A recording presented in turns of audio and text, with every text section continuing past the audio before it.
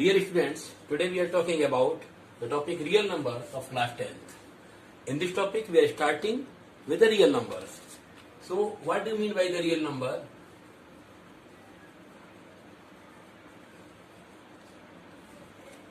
Real numbers are the numbers. Real numbers are the numbers that can be represented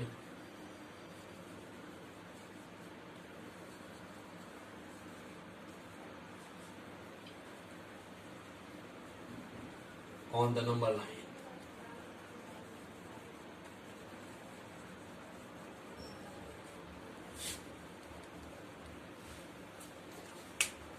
It means all the numbers that can be represented on the number line are called the real numbers.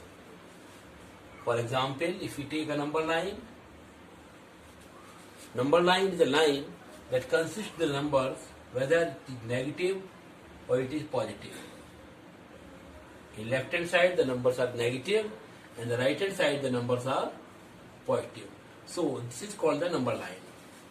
And now we want to represent 2 on the number line, then here we can represent 2, hence 2 is a real number. In the same way we can represent 0.5 as here, so 0.5 is also a real number. In your class 9 you have studied about the representation of root 2 on the number line. It means root 2 can also be represented on the number line. So this is also a real number. It will be represented somewhere in this situation. Minus 2.5 is also a real number as it can be represented on the number line.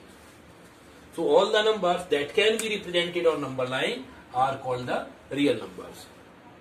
Here we can see that 2 is a real number, 0.5 is a real number, root 2 is a real number, minus 2.5 is a real number. So this is a combination of 2 types of numbers. Some are surds, some are integers and some are decimals. Let us divide the real numbers into 2 groups. These 2 groups are rational numbers and irrational numbers.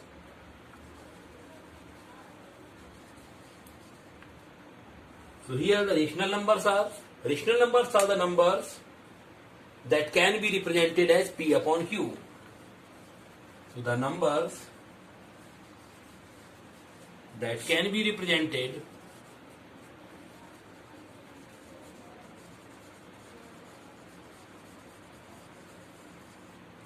as P upon Q, where P and Q are integers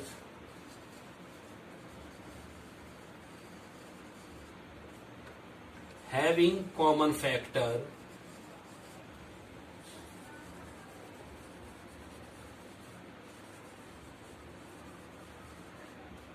one and Q is not equal to 0. So every number that can be represented as P upon Q, where P and Q are integers having common factor 1, and also one more condition that Q is not equal to 0, then these all numbers are called as rational numbers. Let us see the example as 2. 2 can also be represented as 2 upon 1. Here 2 and 1 are integers and the common factor of 2 and 1 is 1. So this is a rational number. Again we can take one more number 3.5. This can be represented as 3.5 upon 10. So here this decimal disappears. This 35 upon 10 can also be represented as 7 upon 2. Both numerator and denominator while dividing by 5. So here 7 upon 2 is a rational number and 7 and 2 having common factor only 1. So these all numbers can be represented as P upon Q, therefore these are the rational numbers. Also, the one major property of rational number is a rational number can also be represented as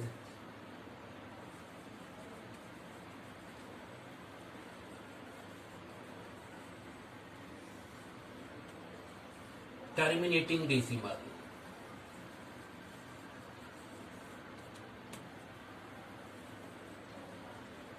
or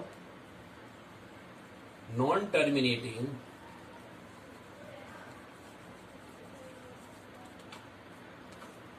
but recurring decimals.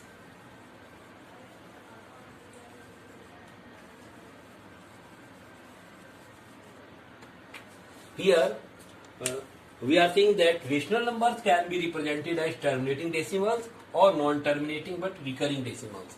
So first of all, we are talking about the terminating decimal.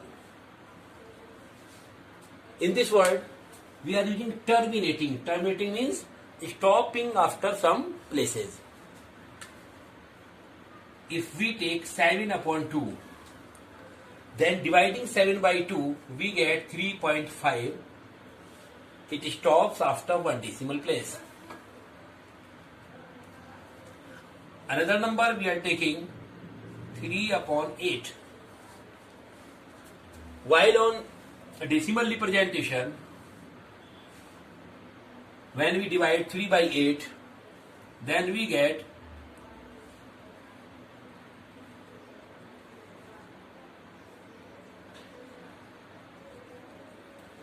0.375. So it terminates after 3 decimal places. So these are called terminating decimals.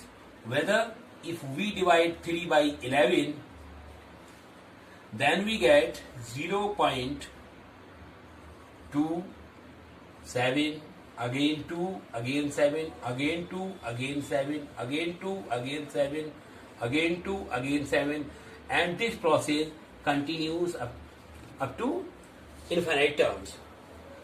Here you can see that a group 2, 7. This is repeating again and again, again and again. So this is non-terminating because it is endless. It cannot be ended. But here a group of numbers 2, 7 is repeating again and again and again and again. So this is called non-terminating but recurring decimal, and this is called terminating decimals.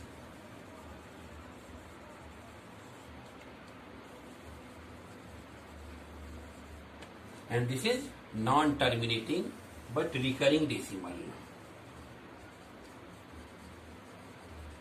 So here you can see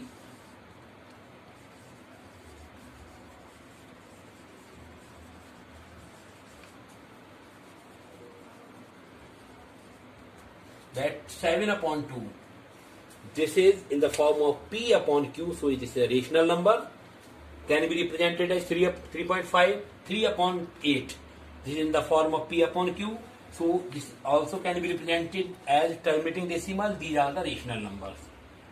Here 3 upon 11, this is also a rational number because it is in the form of P upon Q, but it is non-terminating. So the rational numbers can be represented as terminating decimals or non-terminating but recurring decimals.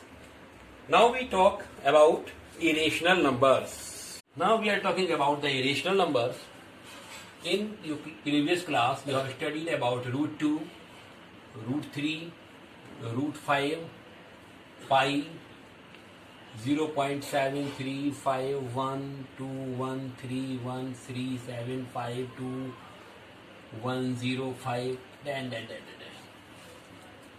These all are the numbers that can be assumed as irrational numbers because the decimal representation of this number is not non-terminating or recurring. Also, any of these numbers cannot be written as P upon Q. So we can write the numbers that cannot be represented as P upon Q, where P and Q are integers and have common factor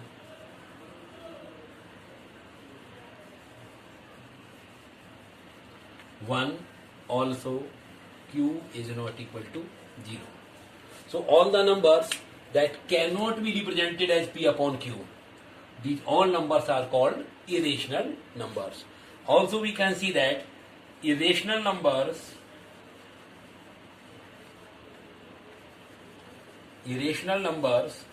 can be represented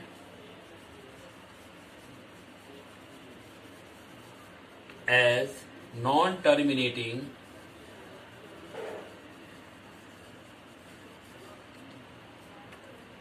and non-recurring decimals.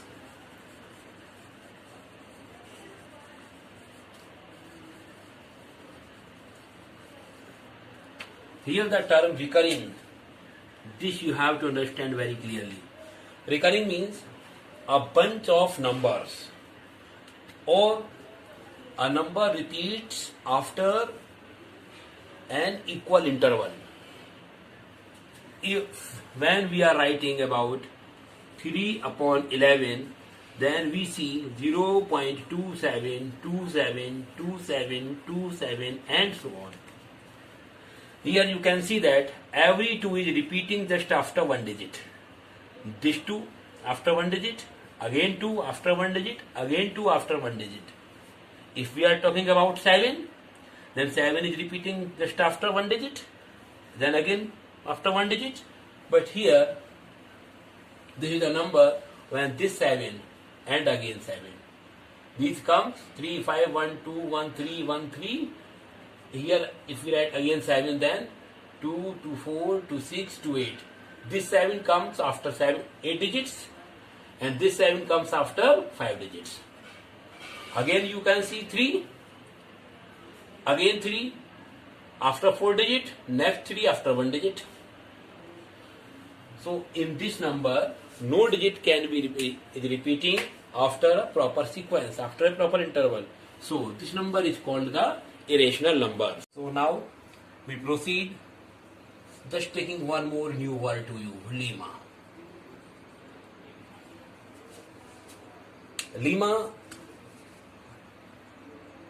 A lemma is a proven statement. A lemma is a proven statement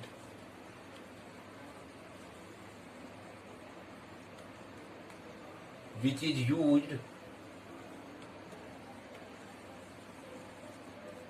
to prove any other statement.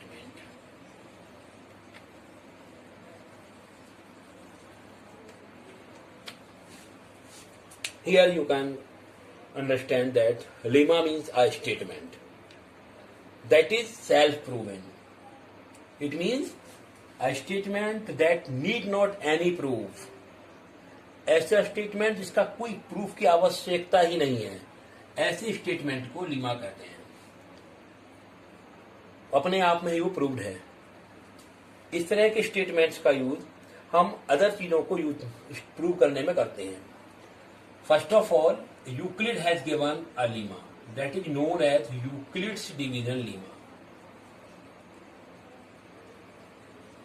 Euclid's division lemma. In this statement, Euclid has given this lemma for the first time. Play.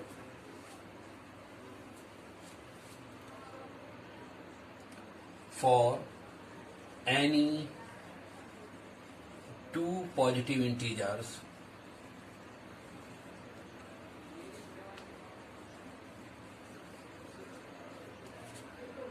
A and B, there exists unique integers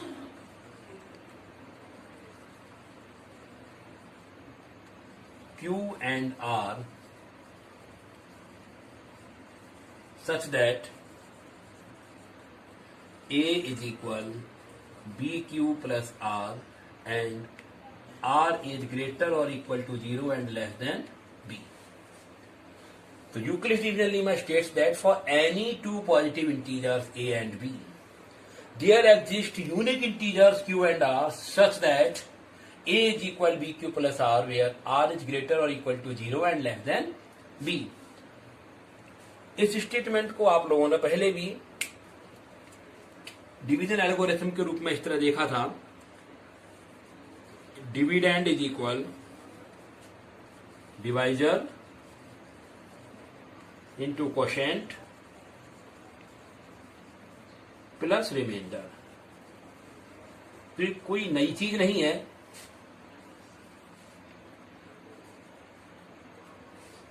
बस उसको सबसे पहले जिस mathematician ने दिया था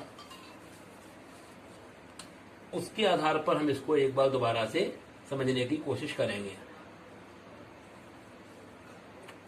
इसको सबसे पहले यूक्लिड ने इंट्रोड्यूस कराया था कि किन्हीं भी दो नंबर्स के लिए किन्हीं भी दो unique integers Q and R होती हैं जो कि इस तरीके से फॉलो करती हैं.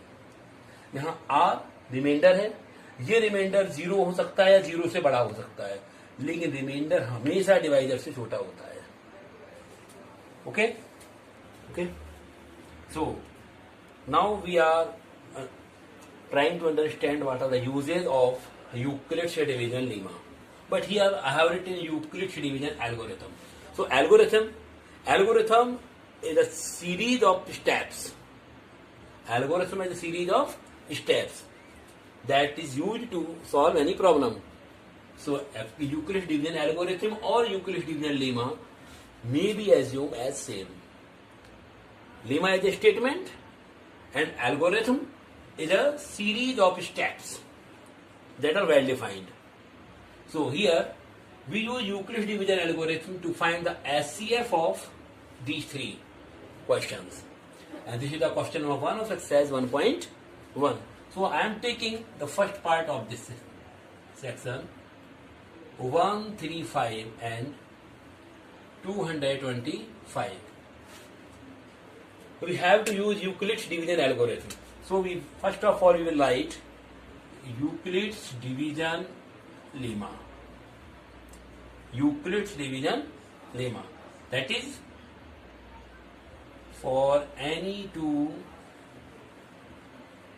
positive integers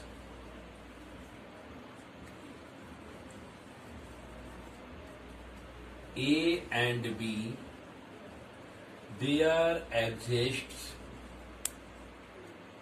unique integers Q and R satisfying A is equal PQ plus R where R is greater or equal to 0 and less than B. अब हमको बहुत महत्वपूर्ण तरीके से ये चीज देखनी है कि A क्या होगा और B क्या होगा. इन दो नंबर्स में जो नंबर बड़ी है उसको तो A मानते हैं और जो नंबर छोटी है उसको B मानते हैं. So let A is equal 225 and B is equal 135. So A is equal BQ plus R. So this can be written as 225 is equal 135 into. अब Q क्या होगा और R क्या होगा. तो इसके लिए 135 का 225 में डिवाइड दे देंगे. ये जाएगा 1 टाइम. तो 135 यहां आ गया 0 और ये आ गया 9. कितने बार गया डिवाइड? 1 टाइम. और रिमाइंडर आया है 90. सो 135 into 1 plus 90. Again next step में हम A जो पहले B था वो तो A हो जाएगा और जो रिमाइंडर R आया है वो हो जाएगा B. Again, A is equal 135 and B is equal 90. So 135 is equal 90 into, अब Q क्या होगा और R क्या होगा, तो इसके लिए फिर हम 90 का डिवाइड 135 में देंगे. 90 वंस आर 90, सब्ट्रैक्ट करने पर आया 45. तो क्वोशिएंट कितना आया यहां पर 1 और रिमाइंडर 45. सो 90 इंटू 1 प्लस 45. अगेन पिछले वाले बी को फिर दोबारा से ए लेना है और आर को बी लेना है. So again A is equal 90 and b is equal 45. So here you will get 90 is equal 45 multiply 2 plus 0. So here you can see that at this step the value of r is 0. तो जब r की value 0 आ जाए वहीं पर ये process finish होती है. और जब ये प्रोसेस फिनिश होती है तो यहां पर जो B होता है ये B ही इसका HCF होता है. So here the HCF of 135 and 225 is equal to 45. By using this method you can solve question number 1, part 2, part 3 and question number 3 of exercise 1.1. Okay, thanks for this.